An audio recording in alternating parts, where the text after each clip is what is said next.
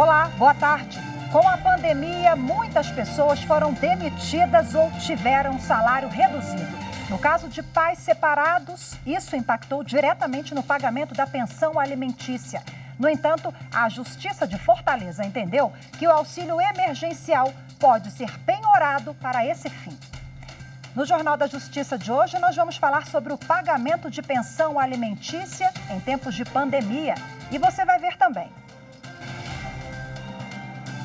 Ministro Alexandre de Moraes, do Supremo Tribunal Federal, assegura acesso de advogados de investigados aos autos do inquérito que apura fake news. Em razão do caráter sigiloso destes autos, a vista deverá ser previamente agendada junto ao gabinete. Ministro Edson Fachin nega pedido da Rede Sustentabilidade para arquivar ação que questiona o inquérito das fake news. Mesmo com a desistência do partido, ele deve ser analisado pelos ministros do STF. E ainda, ministro Alexandre de Moraes toma posse como ministro efetivo do Tribunal Superior Eleitoral. Assumo o cargo de ministro do Tribunal Superior Eleitoral, prometendo cumprir fielmente a Constituição e a legislação do país.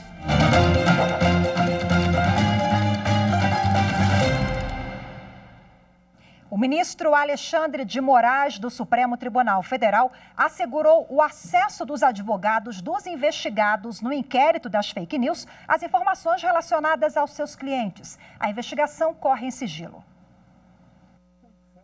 A decisão foi divulgada pelo gabinete do ministro Alexandre de Moraes e se refere aos alvos da operação deflagrada na semana passada no inquérito que investiga a produção de notícias falsas e ameaças contra os ministros do Supremo Tribunal Federal. Os investigados são empresários e parlamentares, entre eles a deputada federal Carla Zambelli, o advogado do ministro da Educação, Abraham Weintraub, que foi intimado na semana passada a prestar esclarecimentos sobre as suas declarações contra ministros do Supremo Tribunal Federal, também terá acesso ao inquérito. Na decisão, o ministro Alexandre de Moraes afirma que, em razão do caráter sigiloso destes autos, a vista deverá ser previamente agendada junto ao gabinete e será realizada através do fornecimento de cópia digitalizada com a posição de marca d'água, identificando o destinatário, que deverá manter o sigilo. O acesso ao inquérito era reivindicado pelos investigados que estão sendo ouvidos pela Polícia Federal por determinação do próprio ministro Alexandre de Moraes durante a operação deflagrada na semana passada. Alguns acusados pediram para remarcar o depoimento com a alegação de não ter tido acesso aos dados. A investigação de fake news no Supremo começou em março do ano passado por determinação do presidente do STF, ministro Dias Toffoli, com base no regimento interno da Corte. Está marcado para a semana que vem o julgamento no Supremo Tribunal Federal de uma ação encaminhada pelo partido Rede Sustentabilidade para suspender o inquérito das fake news. Nessa terça-feira, o ministro Edson Fachin negou o pedido de liminar encaminhado pelo partido e manteve a continuidade das investigações. Antes de tomar a decisão, o ministro Edson Fachin analisou os pontos apresentados pelo partido Rede Sustentabilidade na ação encaminhada ao Supremo Tribunal Federal em março do ano passado. Ao pedir o arquivamento do inquérito das fake news, o partido alegava violação à Constituição. O autor da ação disse ainda que o STF teria iniciado as investigações sem o pedido da Procuradoria-Geral da República e questionava a forma como o ministro Alexandre de Moraes foi escolhido para conduzir as investigações. 1 ano e 3 meses depois da abertura da ação, o autor do pedido de suspensão do inquérito mudou de opinião e quer manter a apuração sobre a produção de notícias falsas, para manter a lisura do processo eleitoral e a defesa da democracia. Ao negar o pedido de liminar, o ministro Edson Fachin afirmou que o tema é relevante e de interesse coletivo, e que mesmo com a desistência do partido, ele deve ser analisado pelos ministros do STF. O presidente do Supremo Tribunal Federal, ministro Dias Toffoli, incluiu o processo para julgamento na próxima quarta-feira, dia 10 de junho. O plenário vai decidir se mantém o inquérito que apura as chamadas fake news. Na quarta-feira da semana passada, a Polícia Federal foi às ruas para cumprir mandados judiciais relacionados às investigações sobre as fake news. A segunda turma do Supremo Tribunal Federal retomou o julgamento de uma ação penal em que o ex-parlamentar Aníbal Gomes, do Ceará, e o engenheiro Luiz Carlos Sá são réus por corrupção e lavagem de dinheiro. A sessão foi suspensa no fim da tarde com o voto de 2 ministros. O então deputado federal Aníbal Gomes, na época do PMDB do Ceará, e o engenheiro Luiz Carlos Sá são acusados de participar de um esquema de desvio de recursos da Petrobras. A denúncia teve origem nas investigações da Operação Lava Jato. O Ministério Público acusa o ex-deputado e o engenheiro de receberem R$ 3 milhões de empresas que prestavam serviços de apoio à navegação para a Petrobras. O parlamentar teria oferecido R$ 800 mil ao então diretor de abastecimento da petroleira, Paulo Roberto Costa, para fechar acordos extrajudiciais com as empresas. O acordo foi assinado em 2008 no valor de R$ 69 milhões. Depois de ouvir representantes do Ministério Público Federal e os advogados de defesa dos réus, a segunda turma retomou o julgamento nesta terça. O ministro Edson Fachin, relator do caso, destacou documentos e provas apresentados pelo Ministério Público. Ele votou pela condenação dos acusados por crime de corrupção passiva. Rememoro a atribuição ao denunciado Aníbal Ferreira Gomes da prática de atos de corrupção passiva, bem como da ação em conjunto com o coacusado Luiz Carlos Batista Sá, bem como também com o representante das empresas de praticagem João Paulo Ferreira Ornelas e Paulo Roberto Baeta Neves, com o recebimento de valores injustificados decorrentes da efetiva celebração de acordo extrajudicial, valores destinados em grande parte a Aníbal Ferreira Gomes. Na sequência, o ministro Celso de Mello acompanhou o voto do relator. Depois, o julgamento foi suspenso e será retomado na próxima terça-feira com o voto dos demais ministros da segunda turma. E daqui a pouco tem plenário do Supremo Tribunal Federal. Os ministros se reúnem por videoconferência para os temas do dia. Vamos agora conferir a pauta de julgamentos. Abre a pauta da semana e da quarta-feira o tema Direito do Trabalho, com o retorno do julgamento de recurso extraordinário sobre o pagamento de adicional de risco portuário a trabalhadores avulsos. Ainda sobre direito trabalhista, 2 ações diretas de inconstitucionalidade sobre direitos individuais em contratos de trabalho. Separação de poderes e federação é o tema seguinte, com uma ação direta de inconstitucionalidade contra dispositivo da Constituição de Roraima, que disciplina o preenchimento de vagas no Tribunal de Contas Estadual. Aliás, Tribunal de Contas é o último tema do dia, especificamente com 2 ações diretas de inconstitucionalidade, onde se busca saber se é inconstitucional dispositivo que determina a composição do Tribunal de Contas do município de São Paulo. Mais informações sobre a pauta de julgamentos no site do Supremo Tribunal Federal, stf.jus.br. E quem também tem os detalhes sobre o que deve ser julgado daqui a pouquinho à tarde na sessão plenária do Supremo Tribunal Federal é a nossa consultora jurídica da TV Justiça, a Gisele Reis. Vamos conferir. Hoje, o plenário do STF deve decidir se trabalhadores portuários avulsos têm direito a receber adicional de risco. O recurso extraordinário apresentado ao Supremo questiona uma decisão do Tribunal Superior do Trabalho que garantiu o pagamento do adicional de 40%, previsto numa lei de 1965 para os trabalhadores avulsos que atuam na atividade portuária. Para a Justiça Trabalhista, para ter direito a este adicional de risco, basta prestar serviço na área portuária, independentemente da relação jurídica que une o prestador de serviço.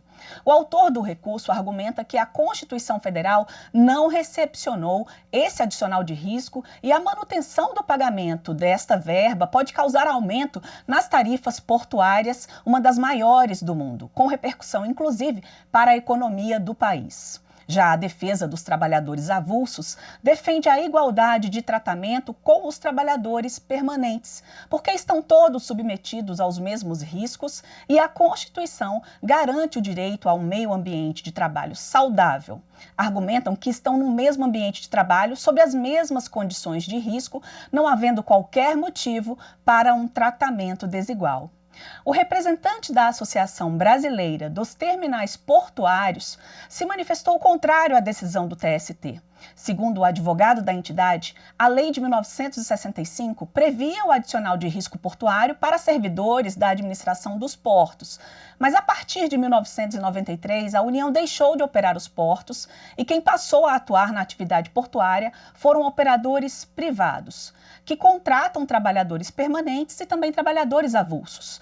Para a associação, não existe isonomia.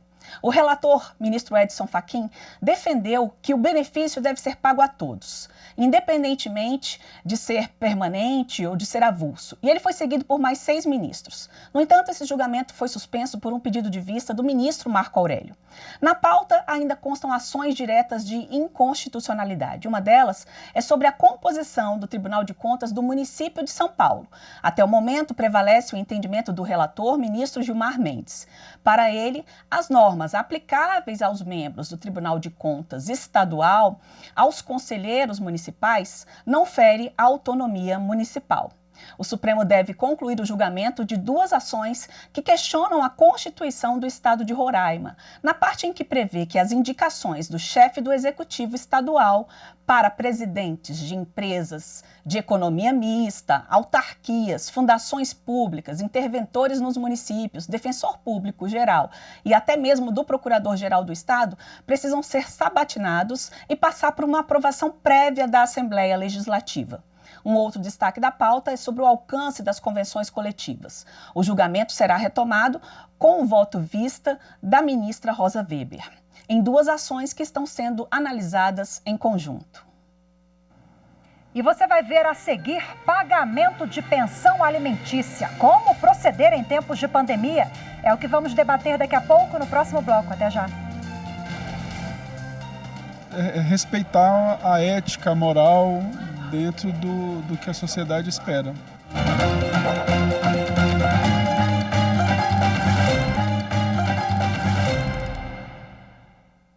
Superior Tribunal de Justiça confirma a prisão domiciliar para presos dos regimes aberto e semiaberto em Minas Gerais. Mas a medida não pode ser aplicada aos presos do Distrito Federal.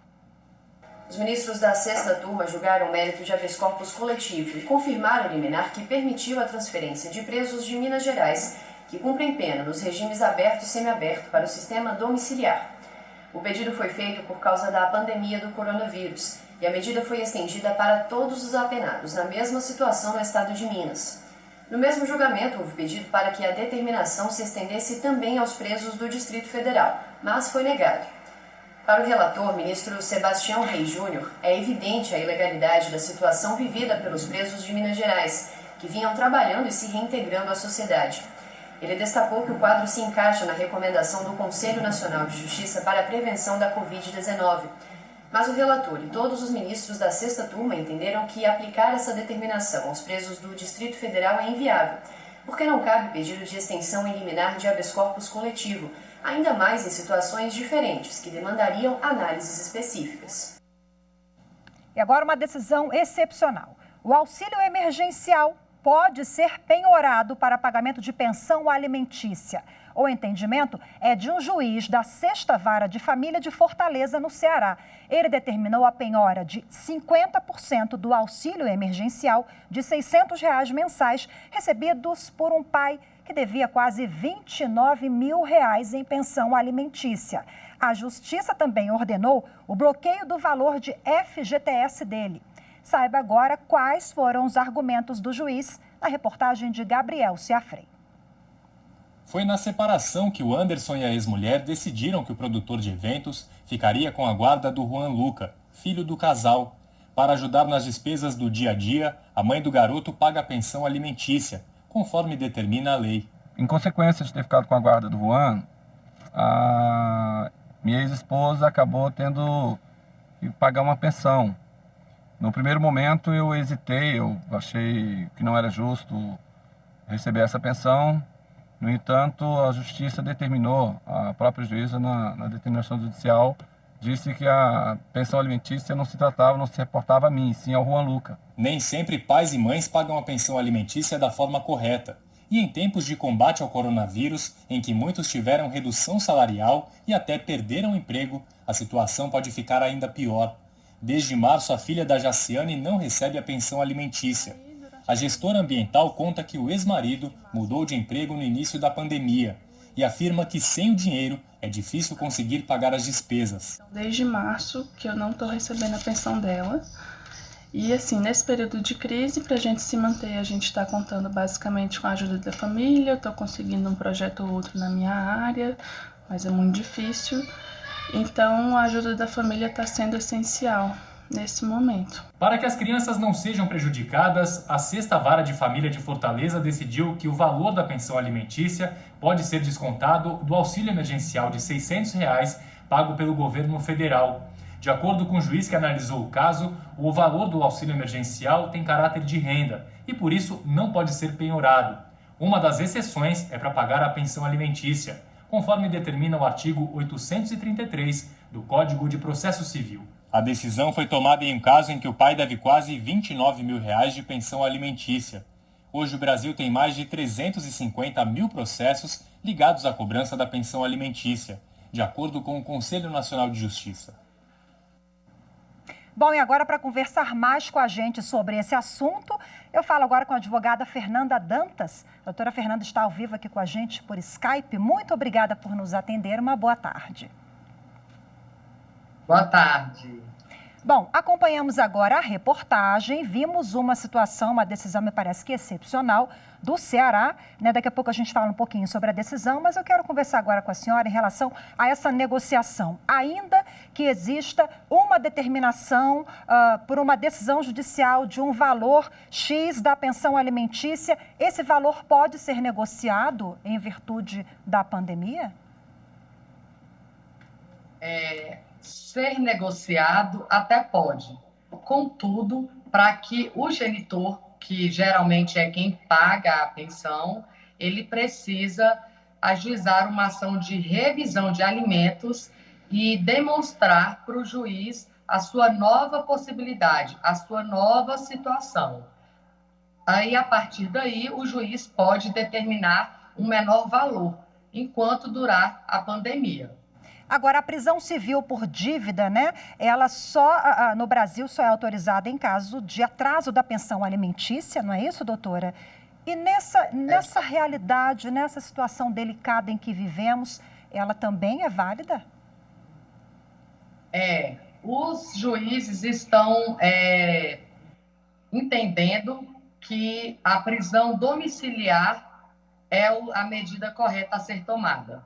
Então, tem casos até de tornozeleira eletrônica para que o pai cumpra essa prisão em casa, mas que não deixe de ser punido por não ter cumprido com o seu dever.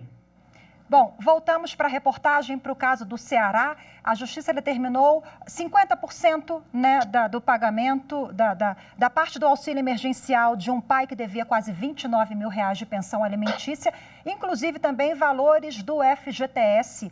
É uma situação atípica ou isso geralmente pode acontecer?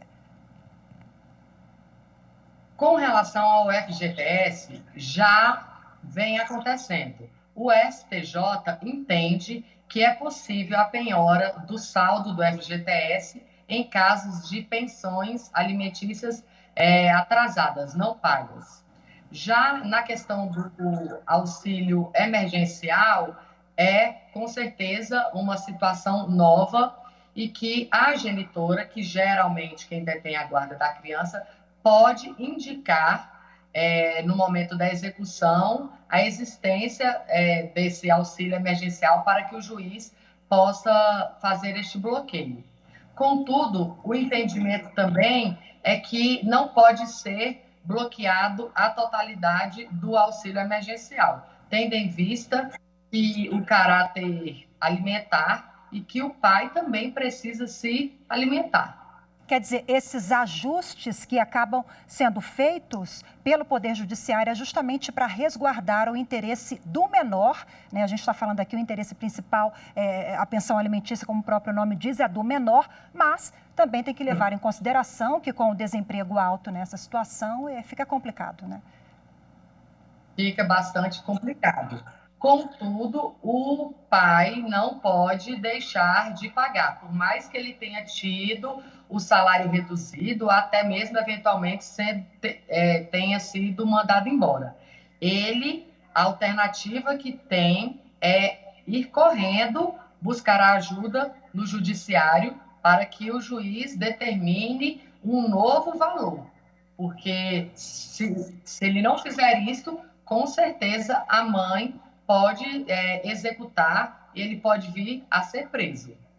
Conversei aqui ao vivo com a doutora Fernanda Dantas. Muito obrigada pelas informações. Boa tarde mais uma vez. Obrigada. Bom, em documento enviado hoje à data prévia, o presidente do Tribunal Superior Eleitoral, o ministro Luiz Roberto Barroso, informou que o banco de dados da Justiça Eleitoral não deve ser usado para avaliar a concessão de auxílio emergencial, como ocorreu no caso da negativa da renda extra a candidatos não eleitos. Isso porque a Justiça Eleitoral ela não possui informações consolidadas sobre o exercício de mandato eletivo, ou seja, ainda que o candidato tenha sido diplomado, tal informação não significa que ele tenha efetivamente tomado posse e esteja atualmente exercendo o cargo eletivo. E você vai ver a seguir os detalhes da posse do ministro Alexandre de Moraes como membro efetivo no Tribunal Superior Eleitoral. Eu volto em instantes, não saia daí. Justiça, para mim, é tentar fazer o que é certo, contrabalancear os pontos da sociedade e trazer qualidade de vida para as pessoas.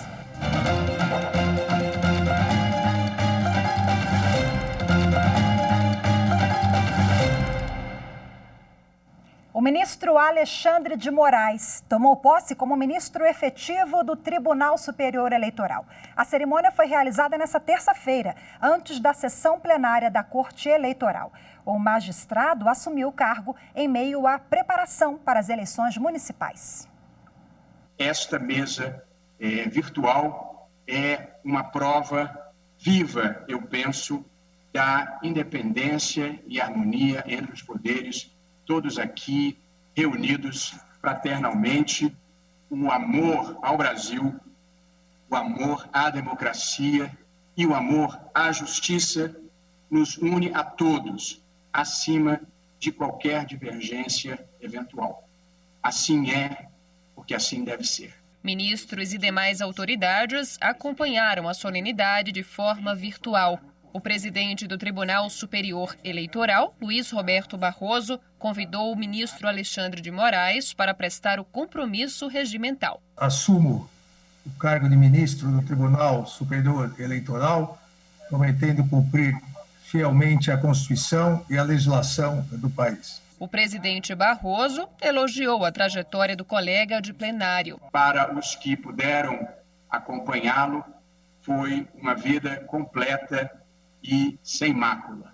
Além disso, eu tenho o prazer de sentar ao lado dele nas sessões do plenário do Supremo Tribunal Federal, e aqui e ali ainda conseguimos até nos divertir um pouco, porque a seriedade não impede que se viva com um pouco de bom humor. E deu as boas-vindas ao magistrado. Seja muitíssimo bem-vindo, professor, ministro Alexandre de Moraes, a esse tribunal, nesse ano que vai ser dureza, não apenas pelos encargos, como pelas incertezas que temos pela frente. Alexandre de Moraes passa a ocupar uma das 3 cadeiras destinadas aos ministros do Supremo Tribunal Federal.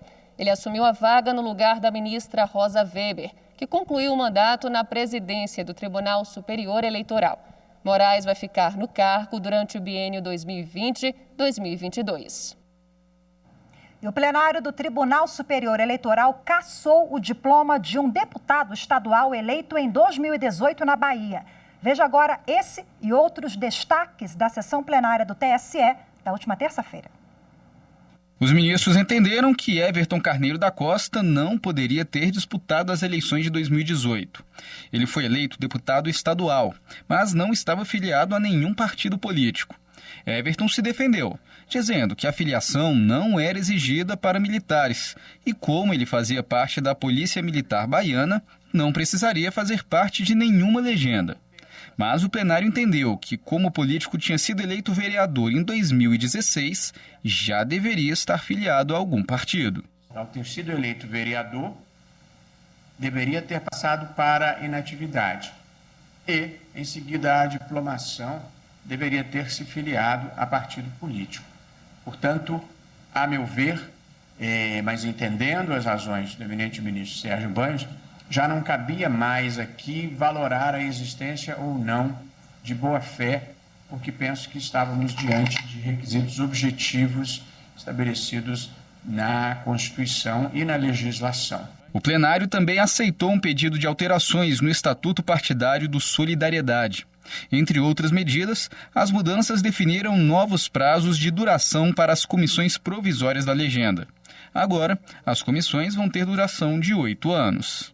Não há ilegalidade na escolha por Diretório Nacional do Partido Político de membros do Conselho Curador Superior ou Deliberativo, podendo inclusive tratar do tema em seu estatuto, conforme previsão do artigo 3º, parágrafo 2º-A da Resolução 22.121/2005 do TSE, de modo que eu defiro o pedido promovido pelo partido. O Tribunal Superior Eleitoral negou um recurso do Diretório Estadual do Partido Republicano Brasileiro contra a decisão do Tribunal Regional Eleitoral do Sergipe. O TRE sergipano considerou as contas do PRB referentes às eleições de 2018 como não prestadas, já que a legenda não apresentou o relatório no prazo estabelecido, mesmo depois de notificada. A decisão foi mantida pelo TSE. E na sessão plenária de amanhã, dia 4 de junho, o plenário do Tribunal Superior Eleitoral deve analisar uma consulta sobre a realização de convenções partidárias virtuais, tendo em vista a pandemia do novo coronavírus.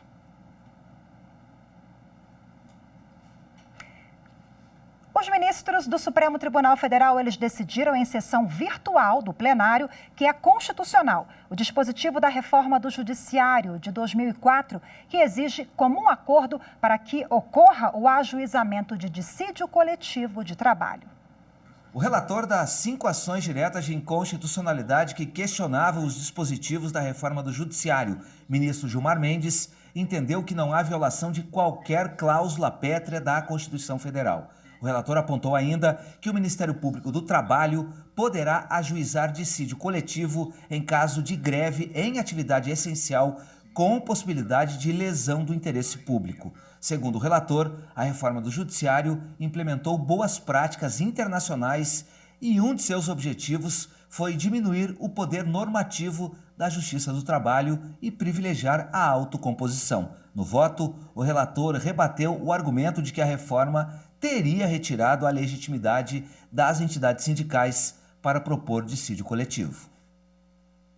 E o Jornal da Justiça, primeira edição de hoje, fica por aqui. Lembrando que às 14h tem sessão plenária do Supremo Tribunal Federal com transmissão ao vivo aqui pela TV Justiça. Continue com a gente. Muito obrigada pela sua companhia. Tchau, tchau.